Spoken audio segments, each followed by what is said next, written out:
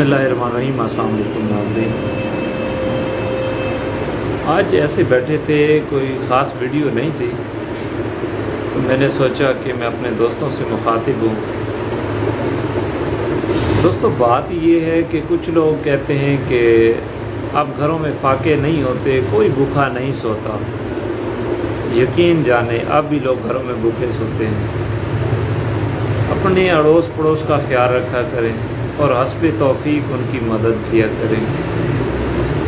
वो अल्लाह की ज़ात है, वही देती है वसीले, वही बनाती है। अब मैं आपको बताऊं कि कुछ दिनों पहले की बात है कि एक आदमी 15 किलो का थैला अपने कंधे पे लेके जा रहा था आटे का, तो वो कीचड़ में गिर गया, उससे स्लिप हो गई। तो यकीन जाने वो यूं करके बैठ गया कि अब पता नहीं क्या बनेगा। वहीं पे एक अल्लाह का बंदा खड़ा था, तो उसने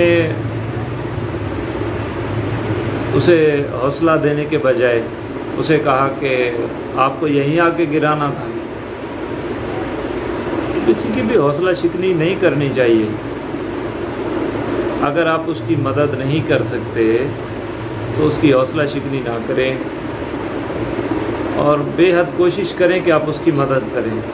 तो पास में जो दुकानदार था, उसने देखा, अल्लाह पाक उसके रिस्क में इजाफ़ा फरमाए, उसने उस बुज़ुर्ग शहरी को बुलाया और एक और 15 किलो का आटे का थैला दिया और वो थैला अपने पास रख लिया। तो मैं स्पेशली सल्यूट करता हूँ उस आदमी को जिसने उस गरीब की मदद की है। एक दूसरे की मदद करते रहना चाहिए। हम गरीब ही एक दूसरे का सहारा है। अगर हम भी एक दूसरे को डिग्रेड करेंगे, उसकी मदद नहीं करेंगे, तो यकीन जाने ये हुक्मरान हमारे सर पर यूं ही मुसल्लत होते रहेंगे।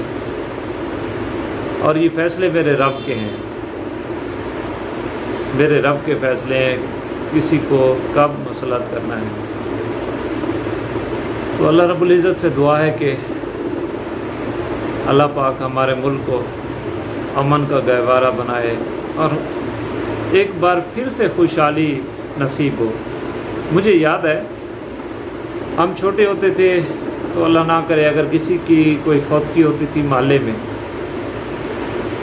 तो सारे भाग दौड़ करते थे।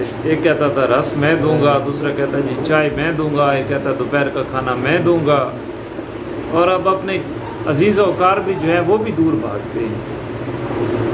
तो ऐसा कतन नहीं करना चाहिए, एक दूसरे की मदद करनी चाहिए।